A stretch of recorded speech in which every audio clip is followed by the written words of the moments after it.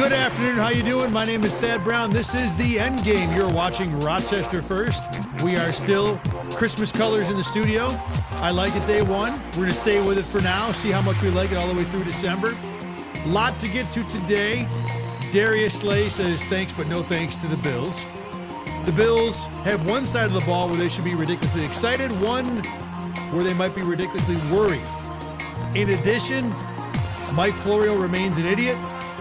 And the college football playoff debate is one of the funniest things going in all the sports land.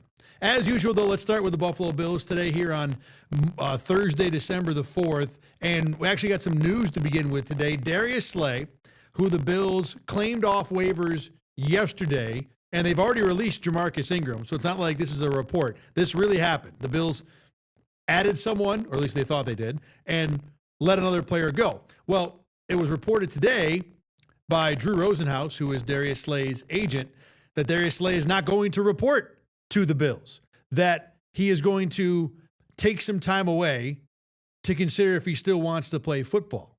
Now, Jeff McClain, who's a reporter who covers the Eagles, posted yesterday when the Slay news broke that he thought it was possible that Slay might not want to actually join the Bills, that what is now happening would happen is what he predicted, that he thought that Slay might just find a way to get out of coming to Buffalo, because there were rumors yesterday, and even before yesterday, that when Slay was released by the Steelers earlier this week, that the Eagles might want Slay back. Remember, Darius Slay was a starter for Philly last year, all the way through the season, all through the Super Bowl that the Eagles won. So this is a one of the 22 starters from the Super Bowl champions from last year. And apparently Slay wanted to go there too. So the Eagles did put in a claim for Slay. So they wanted him officially. They put a waiver claim in, but because the Bills are higher in the waiver order, i.e. have a worse record, even if it's by tiebreakers, they got to put the claim in first and they got the right to take Slay. So now we're in a spot where the Bills have a player on their roster who reportedly doesn't want to be there. Slay was not in the facility or anywhere near Buffalo, to the best of anyone's knowledge today. And essentially, this is now a wasted roster spot that was being used by Jamarcus Ingram as of 24 hours ago. But now, if the report about Slay is accurate, it's being used by nobody. So what do the Bills do now? Well, there were some people on social media who were talking to me today about, well, could they be petty? Even one fan on X said, if this man can't act like a professional, then why should the Bills? So let's go to the Slay part of this first, okay? This guy's been in the league 12, 13 years. He's going to turn 35 on New Year's Day. He has probably earned the right to decide where he wants to go and play at this point in his career, especially when you're talking about the first day of December or first week of December. And whether you think he's earned the right or not may not matter, because he seems to clearly believe he can at least have some say in where he wants to go. And if he doesn't want to play in Buffalo, he doesn't have to show up here. Now, he's going to, according to Pro Football Talk, forfeit about $350,000 of what's remaining on his salary this year. And I guess in theory, the Bills somehow could go after some signing bonus money to, offset against their cap. But in the grand scheme of a league where they have revenues in the billions annually, we're talking about couch change money. So if Darius Slay doesn't want to play, there really isn't any motivation for him to have to show up in Buffalo. And if what he really wants to do is go back to the Eagles and play, then there isn't much motivation for him to not do everything in his power to make this situation end up this way. So what do the Bills do? Well, they could be petty and just leave him on the roster. If you're Buffalo, though, you're trying to make a playoff push with 52 spots where everybody else has 53. So that's, problem number one. Number two, this would be something that would to a degree, be hanging over Buffalo's head as we go forward. Why isn't Darius Slay here? What are you going to do? Why you keep holding the roster spot there? Number three, from a practical point of view, the Bills would really have only three outside corners on their roster, on their active roster. It'd be Trey White and Max Hairston and Christian Benford. Darius Slay, at worst, if he wanted to play in Buffalo, would have been the fourth corner. Now, you still have Dane Jackson and Ja'Cory Crouch on the practice squad. So those are guys that you can call up and or sign immediately if you need to. So this isn't a desperate situation, but you're kind of making it a bit of a pain in the neck for yourself. And since it seems like the place that Darius Slay wants to go is Philadelphia, I don't see why the Bills would want to fight this battle. If it was New England, that'd be different. If you could make the argument that New England is desperate for a corner and the Bills had the higher waiver claim and they want to make sure at the very least this corner doesn't go to the Patriots, well, then I could see Buffalo saying, you know what? We're going to keep you on our roster. You don't want to play, that's up to you, but you're not going to play against us either.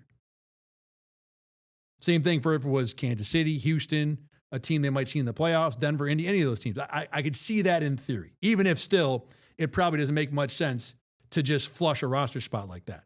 So I think what's going to happen in this situation is that at some point, the Bills are just going to either, most likely, actually, I think this is the only thing they really can practically do, is they will waive Slay again, and he'll go back to waivers. And now that everybody in the league knows there's only one team he's going to play for, then no one else will claim him, and he'll end up in Philly maybe even by the end of the week. I don't really know if there's a little bit of embarrassment for the Bills. Maybe they should have talked to Drew Rosenhaus before they put the waiver claim in. But outside of that, this is not a player that was going to change the season. There was question in my mind about whether or not he was even better than Jamarcus Ingram. I think Jamarcus Ingram, when he's played in dime situations, when he's been called upon in injury situations, has been okay. And Darius Slay, by just about every measure this year, has been barely okay. 36 tackles, 1 for a loss, 3 pass breakups. He's got a fumble recovery, but no interceptions this year. This is not a guy who's been an impact defender. And the Steelers, when they played the Bills on Sunday, they made Slay a healthy scratch so they could give Asante Samuel, another 30-plus guy who's probably way over the hill, so they could give Asante Samuel a look against Buffalo. And Samuel wasn't anything special in that Bills game.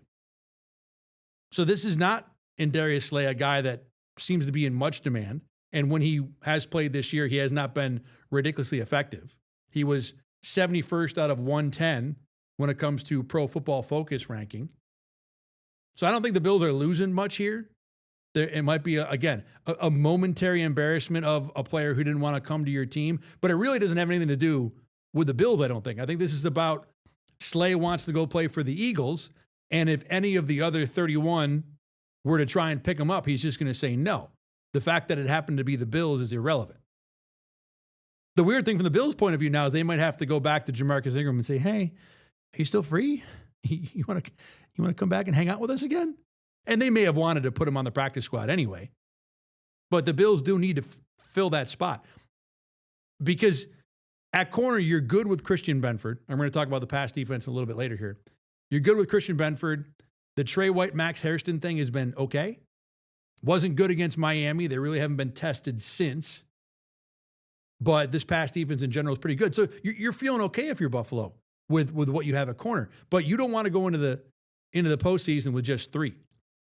As the Bills have found out every single year, this year again, there always seems to be a position that just gets ravaged with injury for no particular reason. And there's still plenty of time for that to happen at corner. So you do not want to be sitting there with only 3 guys you trust, with a team that you still hope can go deep into January. And I assume what the plan for Darius Slay is to raise the floor of that 4th corner so that if you do get stuck, let's say that Christian Benford and Trey White suffer an injury so they both have to miss the divisional round.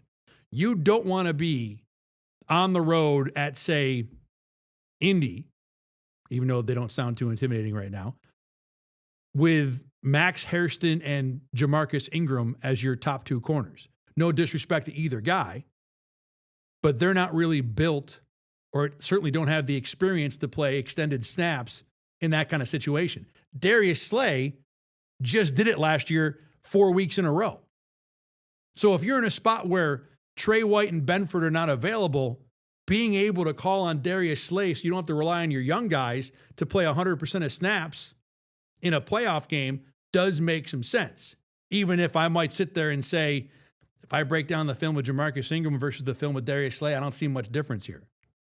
So there was some logic to the move for the Bills, but it does seem like Darius Slay in Buffalo has come and gone already. It doesn't seem like he's going to be a guy that's going to be a part of this team.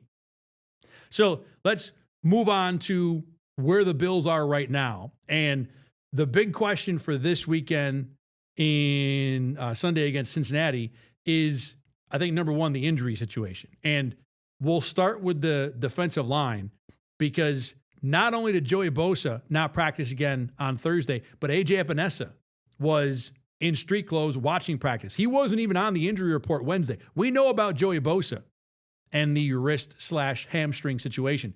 A.J. Epinesa is a brand new thing. So let's talk for a minute about what happens if the Bills don't have Joey Bosa or Epinesa. And the answer is, it ain't going to be much good. That's for sure. Bosa this year has been easily the Bills' most consistent edge rushing threat. And he's been really good. We've talked about it in this show a few times. He hasn't been Myles Garrett level, although the Myles Garrett level might be its own level, like him and Lawrence Taylor, and that's it. Joey Bosa probably isn't even the Micah Parsons, Max Crosby level, but he's still been really good, really consistent. A guy you can depend on to cause a problem for most quarterbacks most weeks. And then you saw last week against Pittsburgh, the play of the game was the Joey Bosa play.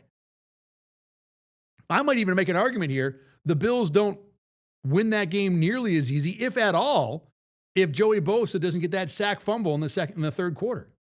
Because, yeah, the Bills' offense was running the ball. The defense was playing pretty good. They were still trailing on the road. You can't tell me that Pittsburgh would have just grounded out a 13-9 win or something like that. That Joey Bosa play was huge. So if you don't have him this week, if you don't have him any week, it's a problem, because the Bills are already missing Ed Oliver. So you look at the options they have when it comes to putting pressure on the quarterback. The ideal was going to be Greg Rousseau and Joey Bosa on each end with Ed Oliver up the middle. Who are you going to block? Well, now Ed Oliver is gone, certainly for the foreseeable future, if not potentially for the season. If Joey Bosa doesn't play now, it's just Greg Rousseau. And this week, you're obviously going up against a passing offense in the Bengals that can really do whatever they want to do when they're fully healthy. Joe Burrow, Jamar Chase, T. Higgins, you all know all about him. And then all those guys. And Chase Brown, even as a running back out of the backfield, is pretty effective. So if the Bills are going to roll into this game without Joey Bosa and A.J. Epinesa for that matter, now you're left with Greg Rousseau and Javon Solomon? TJ Sanders playing out of position? Morgan Fox off the practice squad? Doesn't sound very intimidating to me. We talked about it yesterday on BKL Nightly, that this would be a huge loss for the Bills if Bosa can't go, and Epinesa too, because Epinesa may not be your elite game-changing edge rusher, but that guy is a solid, do his job, and not hurt you as an edge player with a little bit of edge juice where he can occasionally get to the quarterback. So you take him off the roster too, and there really isn't a whole lot left. I like Javon Solomon. He's been dangerous when you let him rush from the tackle position, but as a straight-up edge guy, he's not in even the A.J. Epinesa class, let alone Joey Bosa. Morgan Fox hasn't played once this year. TJ Sanders is not looking comfortable at defensive end. So the situation for the Bills would be pretty simply put without Joey Bosa this week, that the secondary is going to have a whole lot to do. More likely, it's the offense that's going to have a whole lot to do, because this game is going to be one where 30 points is going to be the minimum to win. And to be honest, from a long-term point of view, I can make a pretty good argument that the Bills shouldn't even worry about Joey Bosa this week. That if you're really worried about, if Joey Bosa is a question to play, can't even get on the practice field Wednesday or Thursday, I know that the playoffs are not a guarantee for the Bills, but you need this guy for January more than you need him for December 7th. And if there's a question about Sunday, then yeah, you might be in a bad spot against this really dangerous Bengals offense, but you live with that. Because the goal for Joey Bosa is to be Joey Bosa when the games really matter, not when the games kind of sort of almost matter. And even if the Bills need to win other games to make the playoffs, save him for those. If you can get him back for Cleveland, Philly, and the Jets, you make sure if you just win all three of those, you're going to the playoffs if you're Buffalo. So this is not a must-win game. So be smart with Joey Bosa, even if it might cost the Bills or cause the Bills some headaches this weekend.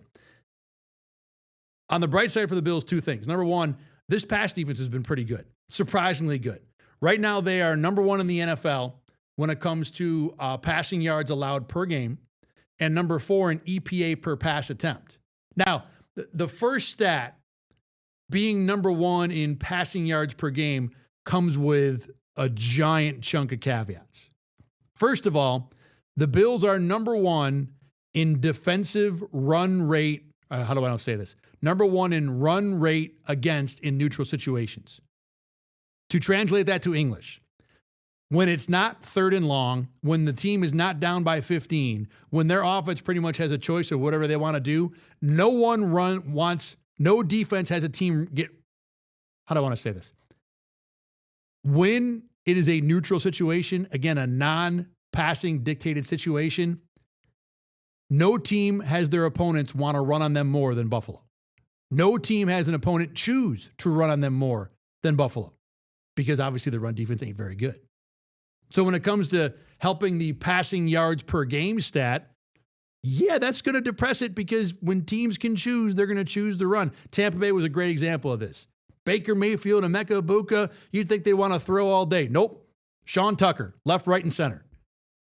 So that's a part of why the Bills' passing yards per game number is down. The other part is when teams have the choice and they run the ball, well, that tells you that a large percentage of the passes opponents are trying against the Bills are in situations where they have to throw, where it is easier to defend because you know the pass is coming, because the pass rush can just pin their ears back and chase. Because in the secondary, you can build coverages too. Well, it's 3rd and 12. If we give up an 8-yard pass, that's fine. It makes everything easier. So for sure, the passing yards per game number is a little bit augmented by the unique circumstances that are the Buffalo Bills. Not to mention their schedule's been garbage most of the year. We've talked about that a lot. You think about who are the good quarterbacks the Bills have faced. Patrick Mahomes, Baker Mayfield, Drake May. Yeah, he's one of the good ones now. And Lamar Jackson, and that's it out of 12 games. Other than that, it's been Davis Mills and Justin Fields, Tua twice for whatever that's worth, Andy Dalton. So, yeah, this has not been the murderer's row of passing games. Certainly not in the class of what they're going to see on Sunday. But all that said, remember, number 4 in EPA per pass. That's not a total game stat. That's not a circumstances can impact how the passes work stat to a degree. That's telling you the passing game is working. And if you look at who the Bills have in this secondary, it shouldn't be hard to figure out. Start, bouncing around the secondary. Christian Benford, he's really good as your number 1 corner. Not elite, not top 5, but heavily plus. At nickel corner, Taron Johnson, not having his best year, still better than most. Cole Bishop as your number 1 safety, athletic, making plays, ascending. That's a plus player.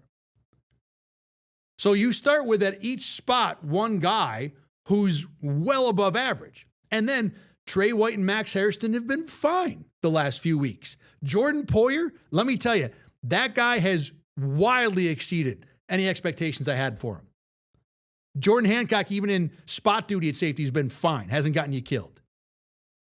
The linebackers have been in and out, and look, there's big questions there, but when Shaq Thompson's in, he plays well. So this back 7, despite having the pieces spinning all year long, the fact that they're number 1 in anything is a heck of an accomplishment, and that they're number 4 in EPA per play tells me they're doing a good job. And I could tell you from watching on the film, one of the big things that helped the Bills against the Steelers in that win was the fact they covered the hell out of the game.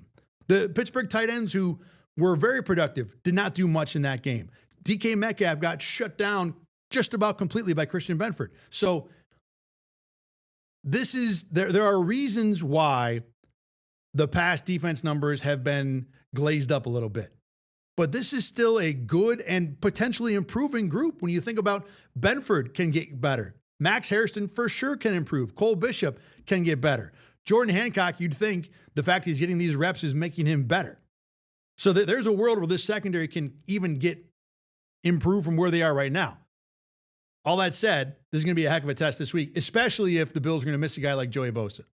Because like I said, that's going to put all kinds of pressure on this secondary group to cover. And they're going to lose some too. This is not going to be the Pat Mahomes game where he goes 15-34 or the Baker game where he throws for 173. The Bengals are going to score some points. They're going to put up some numbers, you would think. But even if the Bills don't have the Bosa help up front, to me, this is still a secondary that's capable of competing and being a problem. Whether they are remains to be seen, because I still go back to the Miami game and Jalen Waddle just turning Max Hairston inside out all night. There still certainly is a concern for that. But the numbers and the production tell you that this has been a good group for not only most of this year, but certainly recently as well. Last 4 games, the Bills have not allowed even 175 yards passing. And that includes the Baker game. So this unit has been pretty good and deserves some flowers. And especially, like I said, you think about all the different pieces of this. And I did a story on this yesterday. You can see that also on BKL Nightly right here in Rochester First. They have had 3 different guys start at corner, 3 different guys start at safety, 4 different guys start at linebacker, and both nickels, Cam Lewis and Taron Johnson, have had full games. So like I said, it has been a dizzying, it's not a merry-go-round, it's a tilt-a-whirl in terms of what the lineup has been in that back 7. And Sean McDermott and Bobby Babich have held it together enough that this group has got a number 1 in one particular semi-major stat. And you can squint at it and roll your eyes at it all you want. And you're not totally off base for doing that. But this is still a pretty good job of coaching by Sean McDermott, something he does on a regular basis. I know there are a bunch of fans out there that want to see him get run out on a rail at the soonest possible convenience. But his ability to coach up his side of the ball on a, again, season-by-season basis is one of the better coaching attributes in the league. And I know the league is based on offense, and everybody wants to have Andy Reid or Sean McVay. But what McDermott does for his defense in terms of the ability on their side of the ball is probably equal to what those guys do on the offensive side of the ball. You just can't get the same impact out of it because this is an offense first and offense-based league. But all the different things that have happened on this Bills defense, all the pieces, all the changes, all the injuries, to get this secondary to where it is right now is a pretty good job of coaching. On Monday, could I be eating those words? It's possible. The Bengals are pretty good. But so far, the Bills secondary has done pretty much all you can ask of them considering who's been in the game. We talked about how the Bills have had 4 different linebackers this year. There's one guy we all seem to like quite a bit, and that's Shaq Thompson. And I don't want to say surprised, but I've been a little taken aback by how quickly Bills fans and even Bills media have kind of jumped on the Shaq Thompson should be the starter bandwagon. Now, don't get me wrong. I'm driving that bandwagon. I am absolutely riding it too. But Terrell Bernard is a guy that a lot of people like to prop up is the wrong word, but certainly support, be excited about. I've been saying for a year and a half that, look, Bernard's good, but he gets way more credit for his playmaking from fans than he probably deserves. And then this year has been a down year for him left and right. Injuries have been a part of it for sure. But he just has not been good enough when it comes to his coverage responsibilities. And his run game stuff, he's never been a guy who's been big enough to take on blockers and fight through guards and get the runs. He's got to have space cleared for him. And we've talked ad nauseum about how the defensive tackles are just not doing a good enough job there to keep things free for the linebackers behind them. So for a number of reasons, this has not been a great year for Terrell Bernard. Shaq Thompson, however, when that guy shows up, it looks different. The reactions are different. He triggers faster. He's more confident. He looks like a guy that's been doing this for 10 years. And of course he has been. But that confidence and that experience and that knowledge show up game after game after game. And in a season where Matt Milano is probably showing his age and the wear that all his injuries have taken on that body, where Terrell Bernard can't stay healthy and is just having a down year. That's another thing too. Fans don't understand. Sometimes guys just play bad in a year relative to them. No good reason. They're still human beings. This is still a sport, and especially a sport where the sample sizes are small relatively, 17 games, not 160 games. You can just have a bad year. So that might be what's going on with Terrell Bernard. But that doesn't mean you keep running him out there when you have a better option. And that's where we're at right now with Shaq Thompson. Because right now he's a guy that deserves to start. Deserves and maybe even needs to be on the field. And if I'm saying this from watching the film as someone who never played football and hasn't been in the locker room, I got to imagine the Bills in the locker room who are watching this themselves, who are seeing the film, who are playing with Shaq Thompson, see the same thing. Even Terrell Bernard does too. So Terrell Bernard is hurt right now. He's not going to play this week. Didn't practice again today. But I think we've reached a spot now with Bernard and Shaq Thompson where there needs to be a conversation between Sean McDermott and his captain on defense to tell him that, hey, there's another guy that needs to be playing. That doesn't mean Bernard doesn't play either. I do think there's a world where Bernard moves over to the weak side spot to where he doesn't have to take on blocks as much as the middle linebacker normally does, to where I think he would be a better option than Matt Milano, though it's close.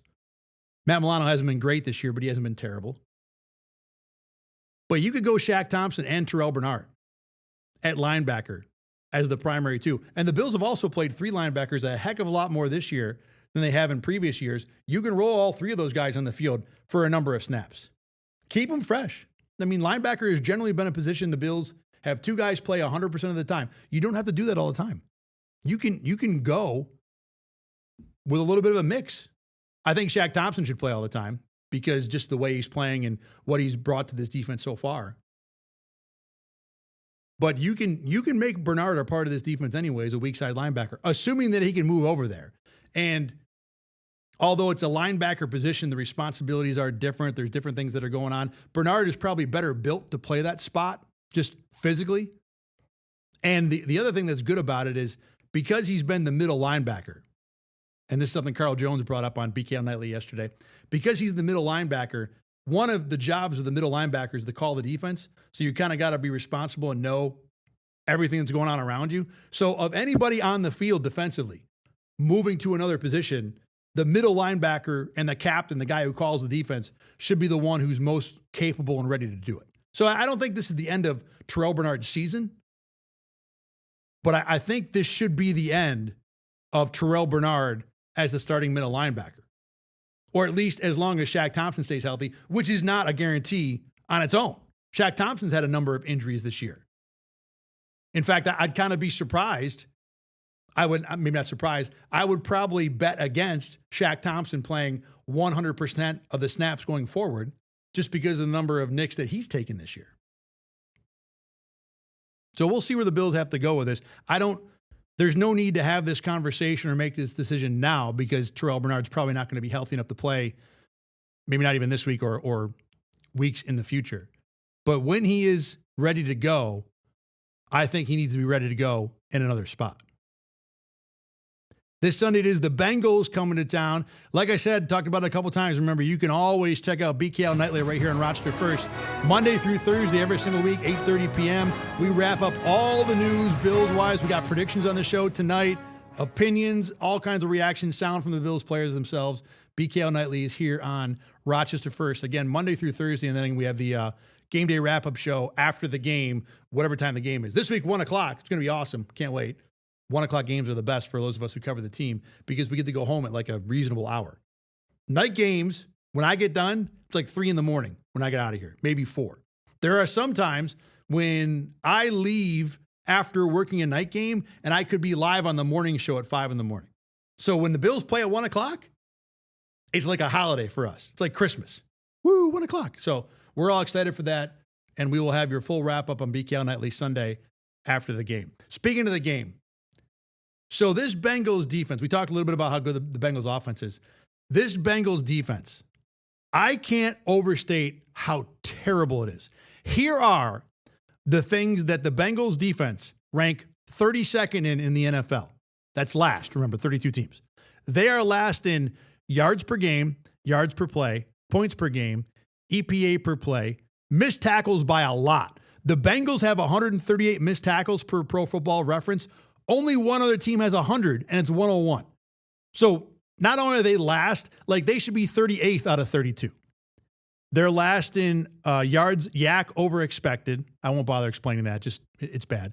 They're last in stuff percentage. That's a run defense stat on Next Gen. And they're last in passing yards per game. So we've got a matchup here between the defense that's number 1 in passing games or passing yards per game allowed in the Bills and the team that's last in the Bengals. They're also last in tackles for a loss. They're DFL and TFL. And kids, you're going to have to ask your mom and dad what that means, but I thought it was hilarious. So this is as bad a defense as not only we can see in the NFL this year, but it's historically bad.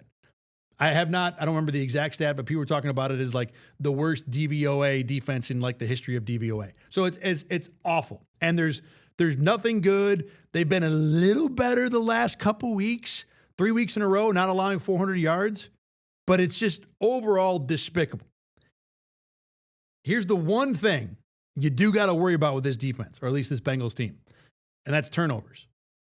They are 11th in forcing turnovers. They have 15 turnovers this year, 5 fumbles, 10 interceptions. 10's a big number for a defense. I think that's also top half.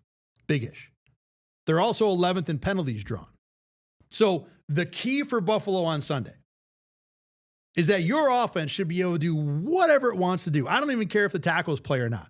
It can be Vandy and Alec Anderson again, or it can be Spencer Brown and Deion Dawkins. And Spencer Brown and Deion both practiced today. Have not got the official report whether they're limited or full. Might get that before the show's over. But regardless, there's optimism both those guys are back. It don't matter. Whoever the tackles are, the Bills on offense should be able to run everything. Even their receivers should be able to pile up yards. But the one thing you got to worry about is mistakes. The key for the Bills on Sunday is you cannot make mistakes on offense. That is the only thing that will give Cincinnati a chance. To underline that point, the Bengals this year have won 4 games. In each of those 4 games, they've forced at least 2 turnovers. They got 5 against Baltimore last week, but they are 4-0 when they force at least 2 turnovers. They are 0-8 when they do not. Simple formula then for the Bills offense. Do not turn the ball over.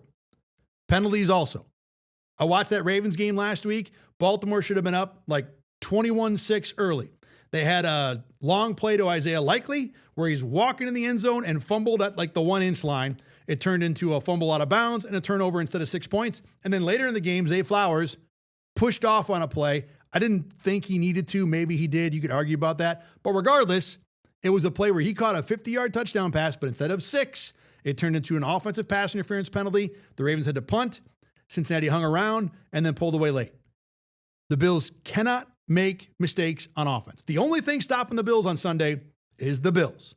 And if they can limit the mistakes, they should be okay because the Bengals defense will not stop anything. When you think about the Bengals, with Joe Burrow healthy and the offense clicking, basically Bengals games are a direct flight. There are no stops. Not on offense, not on defense.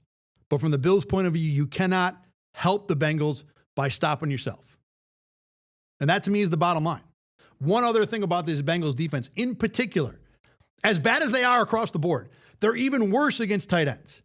They have allowed 300 more yards to tight ends than the second worst team. They have allowed on average 93 yards per game to the tight ends in the last 2 games. To the Patriots and Ravens, who have good but not anywhere close to great tight ends, the Bengals have allowed 300 yards receiving to tight ends. Dalton Kincaid get healthy soon. And I don't know if he's making this game because he was running around with a knee brace today and has a knee injury on top of the hamstring. But Kincaid would be the guy you absolutely want to have available for this game on Sunday. Even if it's not him, Dawson Knox should be able to make some hay. Even Jackson Hawes. Jackson Hawes is about to have his best receiving game ever. Because the Bengals act like they don't even realize tight ends are on the field. They look at receivers and running backs, say, we got all them covered. Who's this other guy? What's this other big guy running around? That's how they play defense. And if the Bills can't exploit it, then as much as I love the Joe Brady game against the Steelers, there will be significant questions about Joe Brady. Further questions, more than the fans have already kind of thrown out there left and right going forward. Okay, let's take a break here. When we come back, we'll do a little more in terms of some national discussion. Lane Kiffin remains in the news. I do want to get to that a little bit. Mike Florio is like one of the worst reporters out there. He caused another problem this week, but it's a problem that I think highlights something else that fans need to realize when it comes to watching the NFL. We'll talk about that next. I'm Thad Brown. This is the Endgame. You're watching Rochester First. The kids who are all going to get the great presents, who are all on the nice list for Santa, they all call it Rock One.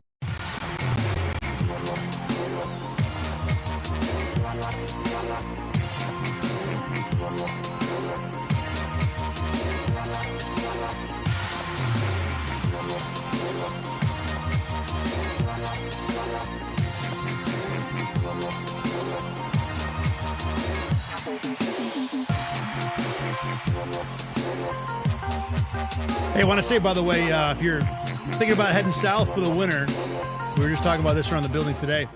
Keep in mind, you can keep watching us even if you're in Florida. This is a downloadable app.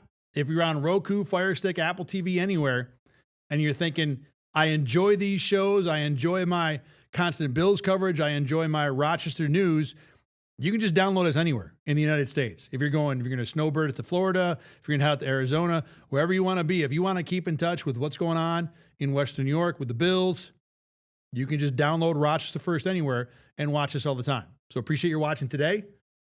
And again, I'm on again on Monday. We'll talk about Bills and Bengals more then, for sure. This week has been an interesting week for the Steelers. They lose the game to the Bills. Cam Hayward gets mad about Josh Allen kneeing him in the stomach, something that no one ever saw or understood, but that was a thing. And then more importantly, Aaron Rodgers said that there was not enough film study going on. He said wide receivers were not going to film sessions. That came out after the game on Sunday. As you might imagine, quarterback says something like that, it's going to cause discussion amongst the fan base and the media. Well, Mike Florio followed Mike Florio from Pro Football Talk, by the way, and I'm zero fan of Mike Florio, just FYI. I come into this with a bias already. It's a long built-up bias after seeing multiple years of Florio pretty much taking any situation and spinning it into the sky is falling level of it, whether that's warranted or not. Certainly a guy who's out there chasing engagement much more than he's chasing information. He does provide good stories at times. As a legal mind, when it comes to contract language or CBA stuff, he's a good source to go to. When it comes to general reporting and journalism, not nearly the same. And this is a nice example of that. So Mike Florio saw what happened with the Steelers on Wednesday when Aaron Rodgers talked to the media, didn't see in the recording he watched any questions about the whole film session thing.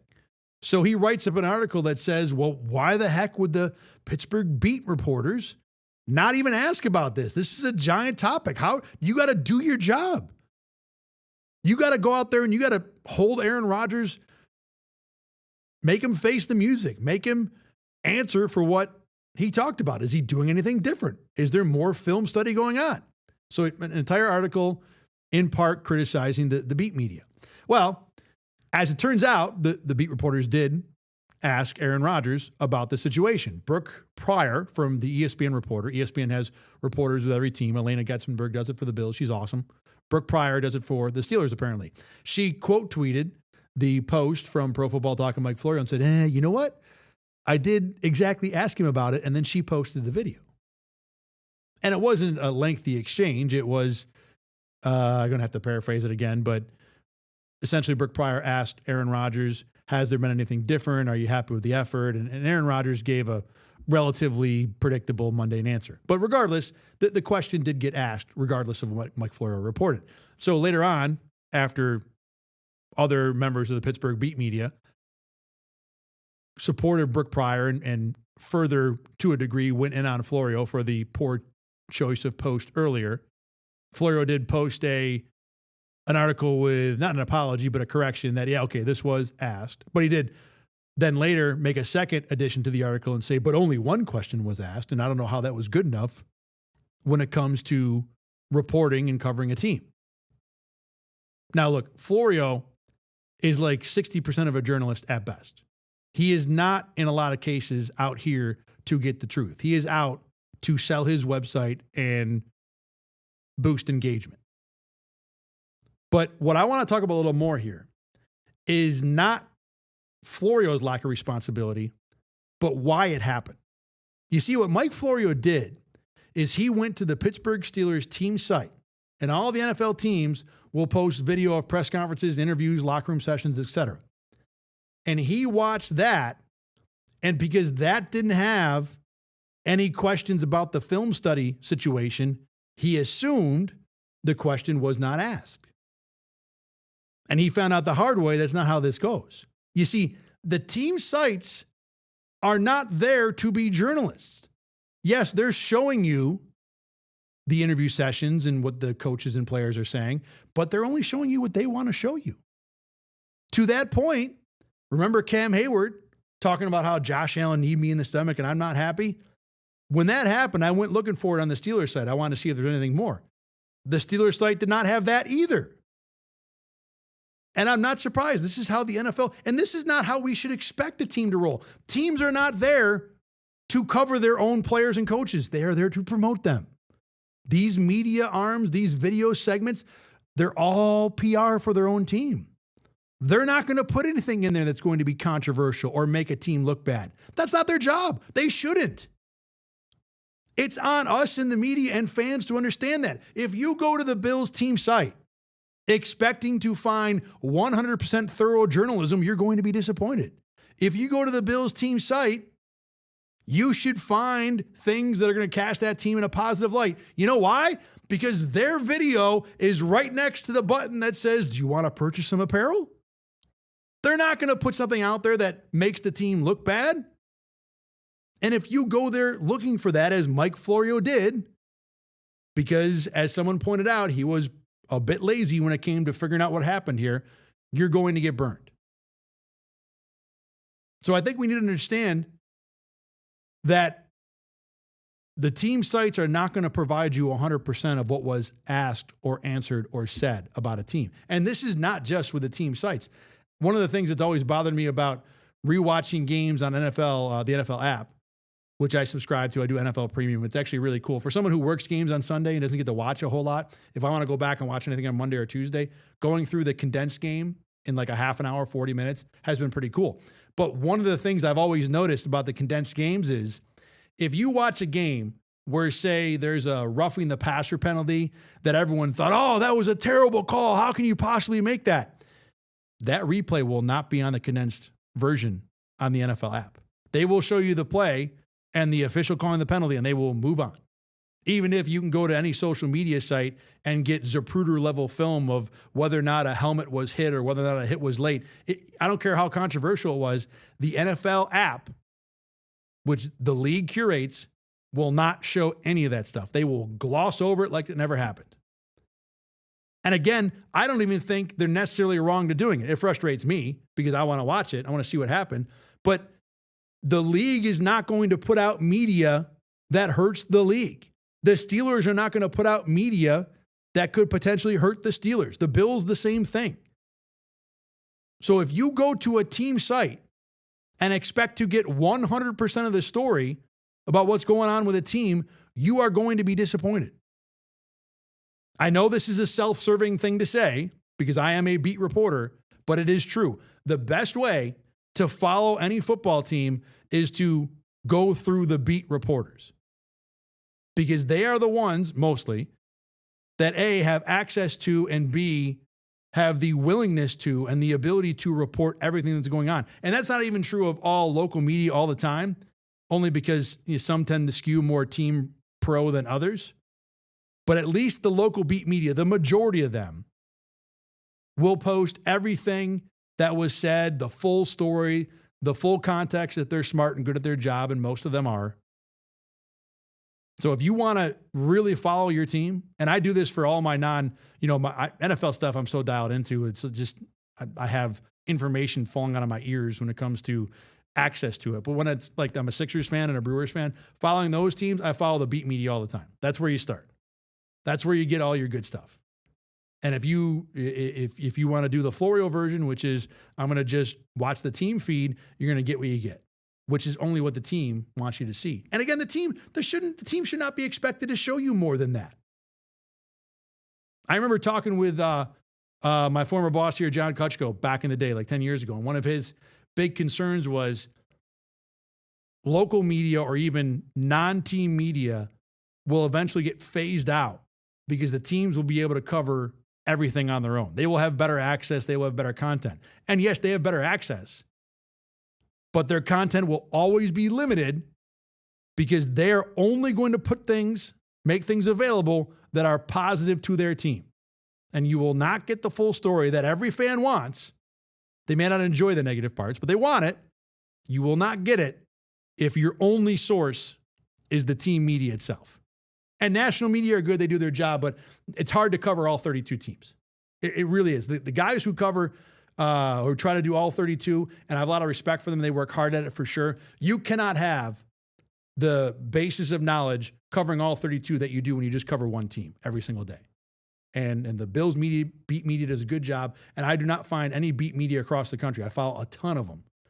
They all are the ones that know their team the best. All right, let's move on to some college football stuff. I wanted to get into this on Monday. We didn't have time for it, though. But the whole Lane Kiffin thing, so Lane Kiffin, if you haven't heard, he was coaching at Ole Miss. Ole Miss is going to go to the college football playoff, so their season is far from over. But he got an offer or decided to go coach at LSU instead. LSU, even though they're in the same conference, they're both SEC teams, LSU is one of the elite jobs in the country. There might be 3 or 4 or 5 of them at most, to where you have the resources and the commitment. Everything is right for you to win a national championship. That's why Brian Kelly went from Notre Dame to LSU. This is the guy who Lane Kiffin is replacing. So Lane Kiffin wants the job at LSU and takes it this week. He basically leaves Ole Miss in the middle of their season to go start a new job. And there was all kinds of discussion about, should Ole Miss let him continue to coach? Is it right for him to leave? Here's the problem. The problem is not Lane Kiffin. And I know with Lane Kiffin, that's a statement that's rarely said. He's normally the problem in most of these situations. The problem is the way college football is set up. See, they had signing day yesterday. This isn't the last official signing day. I think that's in February. This was like signing day, preseason, week 1, whatever. The bottom line is, if you are going to build your team for the 2026 season, you cannot wait and start on that in the middle of January after you're done with your playoff run. You're going to be ridiculously behind. LSU in particular does not have a quarterback. They do not have a guy who they are ready to start a quarterback for this fall, or at least did not when the week began. I don't know how their recruiting day went. I assume it was okay. But if you're Lane Kiffin taking a new job, you can't wait until January to go recruit a quarterback. They're all gone. They all got signed yesterday. And even if Ole Miss wanted him to coach the rest of the year, which they did not, what kind of job are you going to get from him? He's worried about what his next season is going to be like. Because if he doesn't get started on that now, he's going to be behind. What's the point of taking this new job if you're going to walk in and be behind the 8 ball right away? And this is the problem is not Lane Kiffin again. The problem is the way college football is set up. You really don't have a choice if you're a college that doesn't have a coach, but to hire that coach now, Thanksgiving, December, because you need that coach in place to at least have a say, have an impact on this first recruiting day. So even if Lane Kiffin was still coaching at Ole Miss, he's not going to have 100% of his attention to Ole Miss. He's got to put a chunk of it on his job next year at LSU. And why, if you're Ole Miss, would you employ someone who's helping one of your rivals? You got to let him move on. And there were a number of reporters and media types out there who talked about how Lane Kiffin should still have a chance to coach and it's terrible what Ole Miss is doing. Why? You're not going to get 100% effort out of Lane Kiffin. And you shouldn't, because if he doesn't put a chunk of effort at least into figuring out his team for next year, his team next year is going to be not anywhere near where anyone wants it to be, especially Lane Kiffin. So you need to let that guy move on if he's already decided to take that next job. There really isn't a choice for Ole Miss or Lane Kiffin. If we all know he's going to another job, the way college football is set up, the only solution is him going to that new job right now. Ole Miss is way better off with whoever takes over for the next month running things than with Lane Kiffin running things. And to be honest, the primary job of a college football head coach is not X's and O's. It is that recruiting stuff. Yeah, you're losing a mind and a guy who knows his team, and obviously there's a vision for what he wanted when he put this whole team together, but what each of the guys' roles would be and all this stuff. At this point in the year, when you've had spring ball and August practice and you've played 12 games, the drop-off from Lane Kiffin to whatever assistant's going to run the team can be minimal. It might not be, but it can be minimal. And when you compare that to all the responsibilities that he's going to have for building LSU now with what he has to do, there's no reason to try and make him do both or even have him pretend to just coach Ole Miss, whether he wanted to or not, there's no way he's giving you 100% attention. There's no way. There's no way. Because now he is a guy who is taking millions of dollars from the state of Louisiana to coach their premier football team. They are not going to stand for him not doing 1,000% of the job, and 1,000% of the job starts right now. So this was never a Lane Kiffin problem. If he wanted, maybe you want to argue about coaches leaving jobs early and going to a new spot. I get all that. Once he had decided to go to LSU, it had to happen right now. There's just no way around it. So complaining about Lane Kiffin is a waste of time. There are lots of things to complain about with Lane Kiffin. I didn't watch the press conference. Everything I saw written about the press conference when he started at LSU this week was fake. Someone compared it to like communist dictatorship kind of stuff. Saluting the czar, that kind of thing. So Lane Kiffin is far from above reproach in general. But in this situation, once he has decided to go to LSU, the only solution is for him to go to LSU right now and for Ole Miss to move on the best they can without him. They're still going to make the playoff. I know there's some talk about the playoff committee looking at it without their head coach and thinking, oh, it's a different team. No, if they were maybe the 12th team in, I could see an argument there. But Ole Miss is going to the playoff. They're going to probably be almost as fine without him as they would have been with him, which means they're going to maybe win 1 or 2 games. They're not winning a championship anyway. So this was the only solution for college football and for Ole Miss and for Lane Kiffin. Now, speaking of college football, I got to say, before we get out of here, I have thoroughly enjoyed the playoff wine all week. Now, I'm a Notre Dame fan, so I absolutely come at this with a bit of a bias. And look, I will say, I know I said last week I thought Notre Dame belonged in over Miami. That's not true. You look at it now, Miami's got the head-to-head win. They've got the same record. Miami's got the best win, which is still the same game. It's Notre Dame. The rest of the resume, Notre Dame is better, but they're not better enough to overcome Miami having a head-to-head and the number 1 win.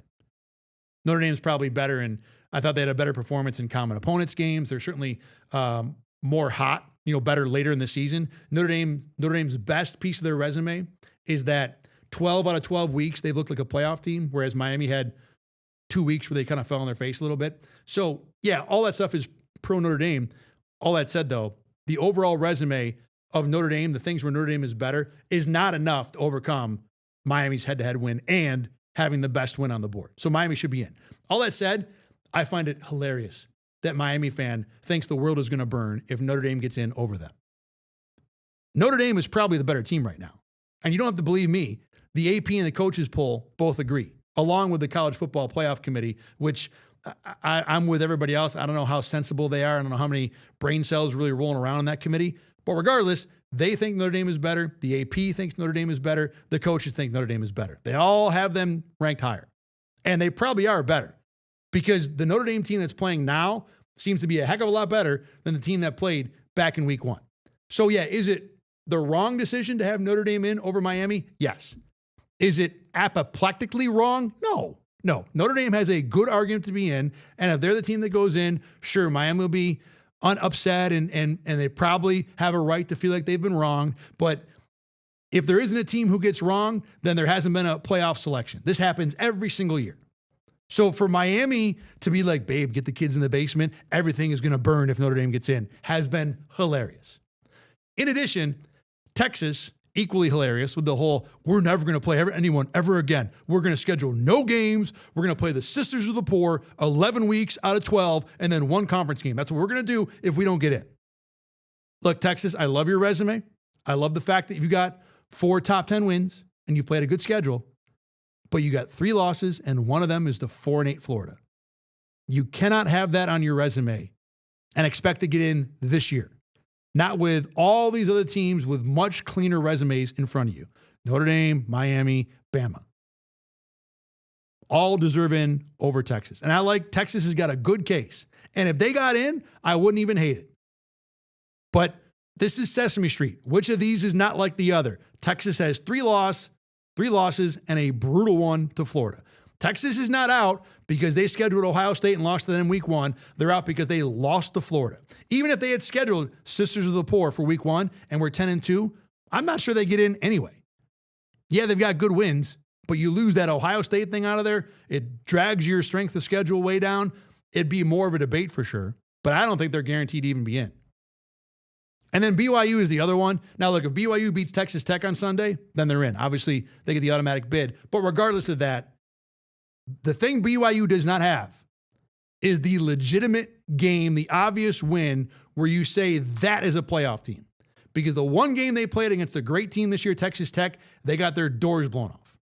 Don't tell me about all your great wins against Arizona and South Florida and Cincinnati. Those teams are excited to be 8-4. That's not the kind of thing that puts you into a playoff. The argument comes is if BYU plays Texas Tech close this weekend, I don't think it's even matter. So I will miss the wine after this is over. Thanks for watching the Endgame today. Again, we're back with you on Monday. Have a great weekend. I'm Thad Brown. This is Rochester First. We'll see you again on Monday. Get the Rochester First streaming app today for everything you love from News 8 on demand. Plus exclusive shows you won't see anywhere else. Search ROC and download for free on Roku, Amazon Fire, and Apple TV.